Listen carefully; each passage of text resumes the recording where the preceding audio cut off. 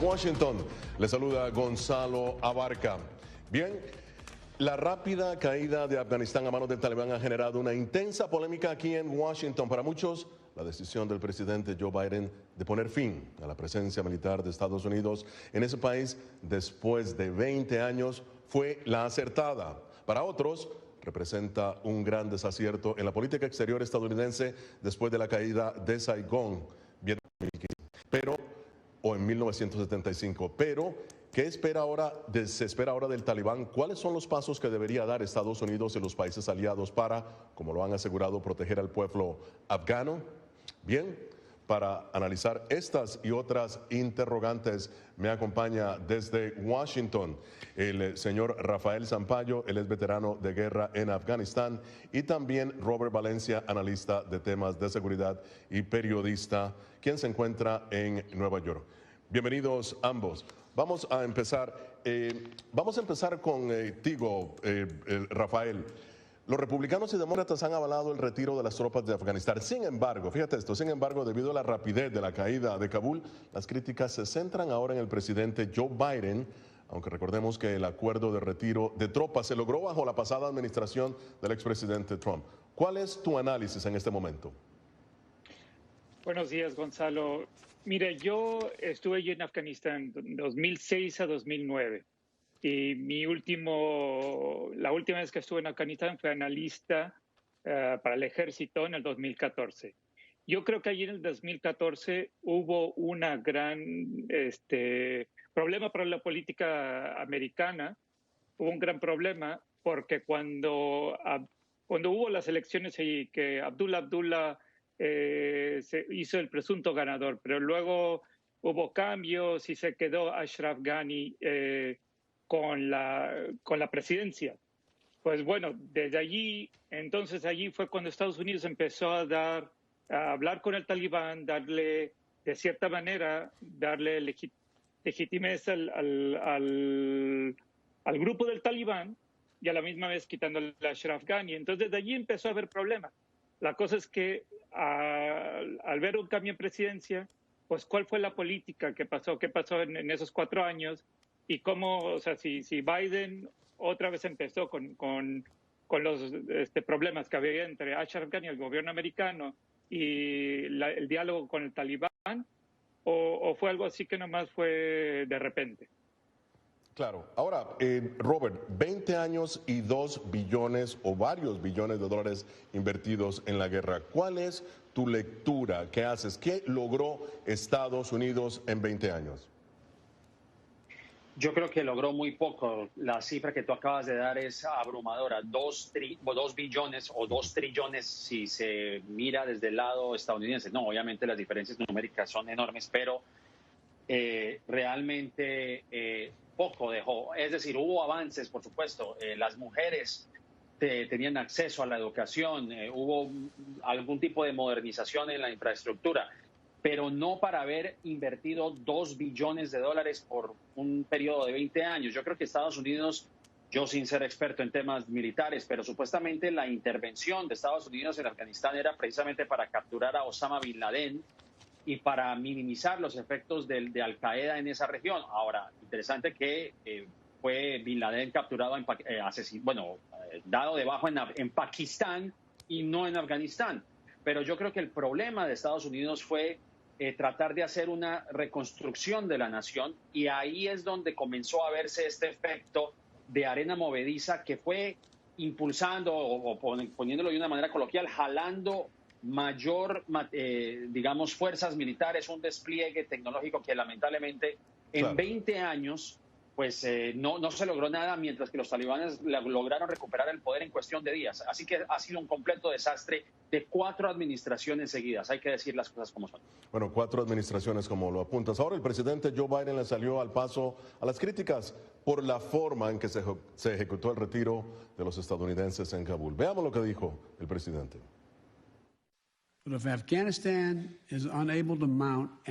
Si Afganistán no puede enfrentar resistencia al Talibán ahora, no hay posibilidad de que en 1 año o 5 años o en 20 años de presencia militar en el país hubiéramos hecho alguna diferencia. Rafael, como veterano de guerra en Afganistán, ¿compartes lo que dice el presidente Biden o crees que había otras opciones? Pues lo primero es una pena ver la desesperación y empatizo con la gente de Afganistán. Como dice el señor, hubo muchos avances, especialmente para las mujeres. La cosa es en dónde, cuál era la meta, cuál era 10 años más, 30 años más. Si no había Afganistán, el problema que tiene históricamente es que es un país de facciones. Si el único pegamento que se puede decir que los unía todo y que mantenía que el país no entrara a la guerra civil era la militar americana y el dinero americano que estábamos pagando nosotros como contribuyentes. O sea, es que tiene que haber otra manera. Y sin meta, ¿cómo nos podíamos quedar allí? Ahora, Robert, tu opinión, ¿comparte lo que dice el presidente Biden? ¿Habían otras opciones? Tú como analista especializado en temas de seguridad. A mí me parece que la única opción era hacer supuestamente lo que se tenía que hacer, que era la captura de las personas que cometieron el atroz hecho del 9/11 y ya, desplegar su operativo y volver nuevamente a suelo estadounidense. Yo lamento profundamente, y como dice el invitado que es veterano, yo lamento profundamente el trato que se le dan a los militares y a los veteranos principalmente, porque yo sé que muchos de ellos en estos momentos deben expresar frustración ante lo que estamos viendo, que no solamente es la culpa de Biden. Yo, sinceramente, obviamente del discurso de Biden, lo que repruebo es echarle la culpa únicamente a Afganistán. Indudablemente hay un tema de corrupción, pero supuestamente Estados Unidos, con todo el dinero que tenía, además de supuestamente proveerle entrenamiento a los soldados, también había una baja moral. Muchos de ellos eran analfabetos, no podían visitar a sus familias, estaban desnutridos. Es decir, ese dinero podía haberse invertido de alguna manera mejor, pero yo no sé si Estados Unidos, como lo menciona, estaba en misión de reconstruir un país, de reconstruir otra democracia, de la misma manera que estaba tratando de hacer en Irak. Y los únicos que salieron ganando, Gonzalo, hay que decir la verdad, fueron los contratistas militares. Lockheed Martin, Raytheon, Boeing, todas estas compañías que se dedican a los artefactos militares fueron los grandes ganadores, y los grandes perdedores, lamentablemente, como vemos en los videos, son los afganos. Hacemos una pausa y al regresar, el Talibán promete amnistía e inclusión en su nuevo proyecto de gobierno. ¿Se puede confiar en su promesa? Esto es Foro de La Voz de América. Ya regresamos.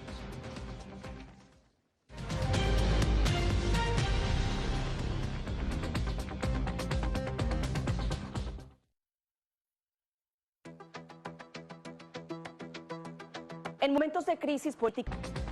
Continuamos en Foro de La Voz de América. A principios de esta semana, los talibanes prometieron respetar los derechos de las mujeres dentro de la ley islámica y formar un gobierno islámico inclusivo. Mientras tanto, Estados Unidos y Gran Bretaña aseguran que trabajarán con otras naciones para desarrollar una estrategia coordinada para Afganistán, y serán las acciones, no las palabras, lo que importará. Bien, continúan con nosotros el señor Rafael Zampayo, veterano de guerra de Afganistán, y Robert Valencia, analista de temas de seguridad y columnista. Pero antes de entrar al análisis, veamos lo que dijo el portavoz del Talibán, Zabihullah Mujahideen, sobre la inclusión que ellos mismos plantean. Deseamos un futuro gobierno y un sistema que incluya todo tipo de pensamiento. No deseamos más guerra, deseamos la paz en Afganistán. Por eso el diálogo se ha iniciado. Robert, ¿crees que es confiable la palabra del Talibán en estos momentos?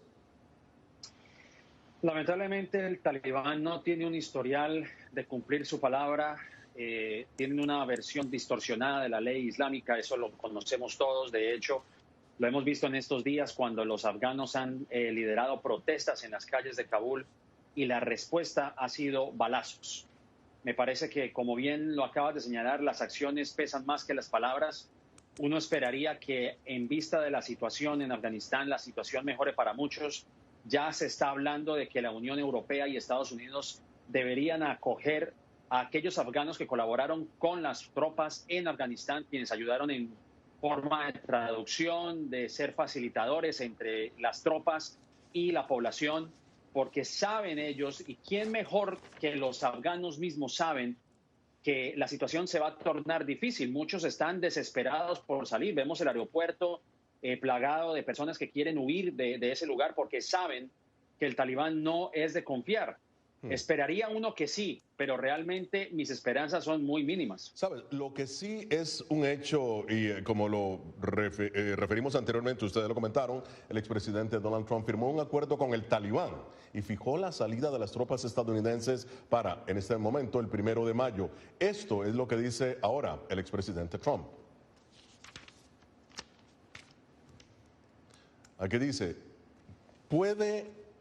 ¿Puede alguien imaginarse llevarse al ejército antes de evacuar a los civiles y a otros que fueron buenos con nuestro país y a los que se debería dar refugio bajo mi administración? Todos los civiles y el equipamiento habrían sido retirados.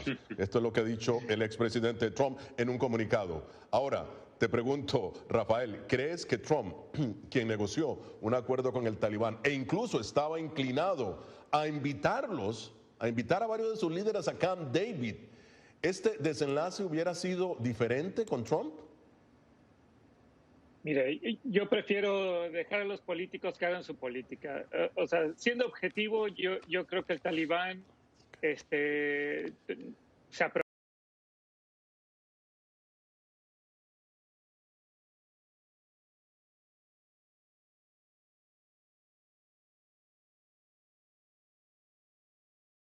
Yo prefiero dejar a los políticos que hagan su política. O sea, siendo objetivo, yo creo que el Talibán se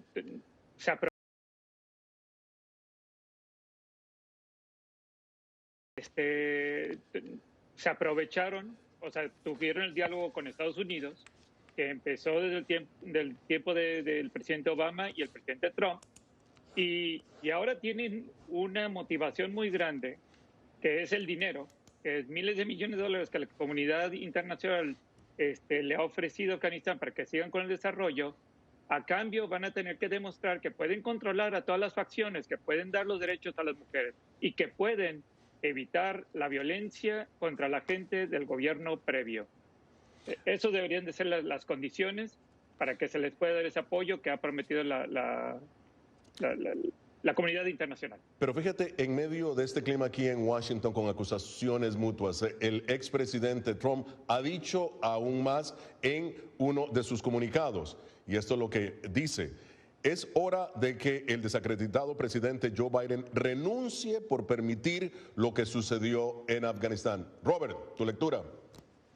Bueno, yo creo que prestarle atención a las palabras de Donald Trump es una necedad. Realmente es una persona que no tiene arte ni parte en esto. Obviamente es el expresidente y las palabras que él tenga o que pronuncie merecen atención, pero realmente él no aporta en absolutamente nada al diálogo nacional, y como lo dice el invitado, esto lamentablemente se sigue tornando en un tema político porque saben muy bien los demócratas y los republicanos que van a utilizar esto como un motivo más para sus intereses políticos ahora que nos estamos acercando a las elecciones tanto legislativas como las próximas que se realizarán en el 2024. Y obviamente Donald Trump, que como tú acabas de mencionar, estaba negociando con el Talibán. Incluso Nikki Haley también se lanzó a las críticas. Lo mismo hizo Mike Pompeo, pero ellos todos hicieron parte de ese gobierno y ahora se dan golpes de pecho. Entonces, lo que estamos viendo es una politización de un tema que aquí lo que importa es analizarlo desde un punto de vista humano. Lamentablemente, Estados Unidos hizo un desastre de política exterior, o sea que son necesidades. Obviamente, Donald Trump lo que busca es figurar dentro de la palestra política y de la opinión pública, pero ningún aporte puede hacer. Y esto viene desde la administración de George W. Bush. Así, o sea, que si vamos a hablar de culpabilidad, pues no nos podemos enfocar solamente en Joe Biden. Esto viene desde el 2001.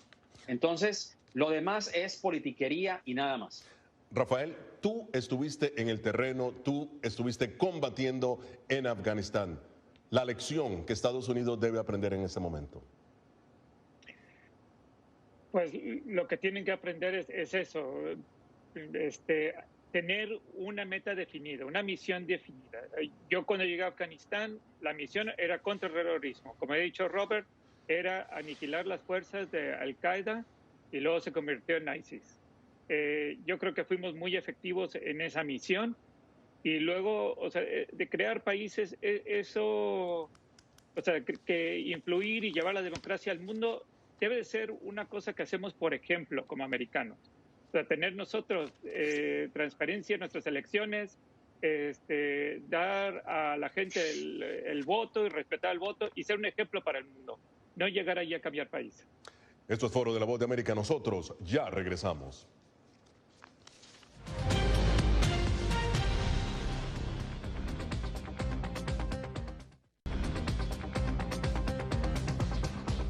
Continuamos con Foro de la Voz de América. Hoy, Afganistán, el futuro de ese país, la participación de Estados Unidos y la comunidad internacional en ese futuro y las lecciones aprendidas. Continúan con nosotros Robert o Rafael Zampayo, ex veterano de guerra en Afganistán, y Robert Valencia, periodista, expertos en temas de seguridad.